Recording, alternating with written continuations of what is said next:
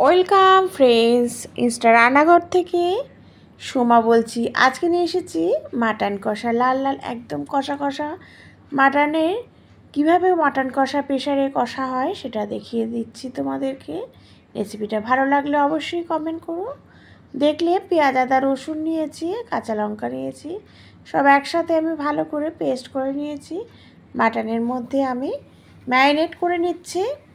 এখানে কিন্তু 3টে পেঁয়াজ নিয়েছি 500 মাটনে, আর 10-12টা মতো রসুন নিয়েছি, আর একটা ছোট দেখে অল্প করে আদা নিয়েছি, আর কাঁচা লঙ্কা।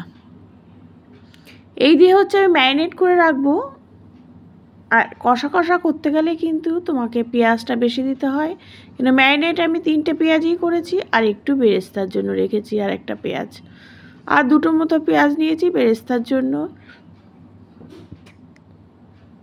দেখো তেলের মধ্যে বেরেস্তা করে নিচ্ছি। সুন্দর রঙের জন্য কিন্তু কোনো কাশ্মীরি লঙ্কার গুঁড়ো লাগে না। দেখো কিভাবে করছি ওইভাবে করবে।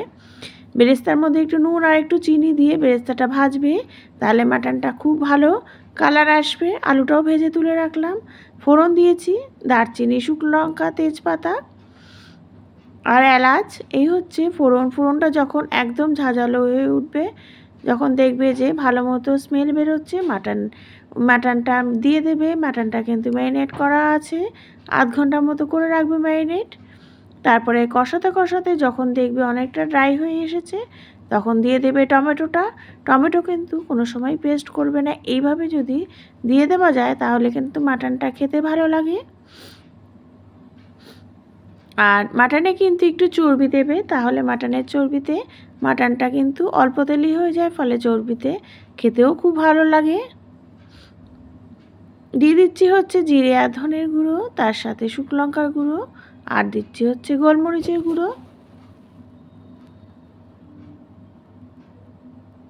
দিয়ে ভালো করে আবার কষিয়ে নিলাম।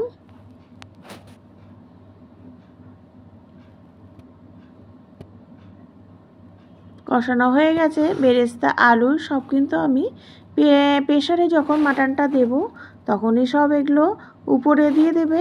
এক ফোঁটাও কিন্তু আলুগুলো গলবে না, যেভাবে আমি করছি। দেখো মাটনটা দিয়ে দেওয়ার পর ওই কড়াইতে আমি জলটা গরম করে নিচ্ছি, তাহলে মশলাটাও একবারে ধুয়ে দিতে পারবো। দেখো কতটা কম জল দিয়েছি, মাটনটা যতটা ডুববে ঠিক ততটাই জল দেবে। বেরেস্তাটাও দিয়ে দিলাম, ওইদিকে আলুগুলোও দিয়ে দিচ্ছি। সব দিয়ে আমি 7টা থেকে 8টা সিটি মারবে। দেখো আলুগুলো ডোবানোর কোনো দরকার নেই, এমনিই কিন্তু প্রেশারে তাতেই একদম সুন্দর মাটনটাও কষা কষা হবে।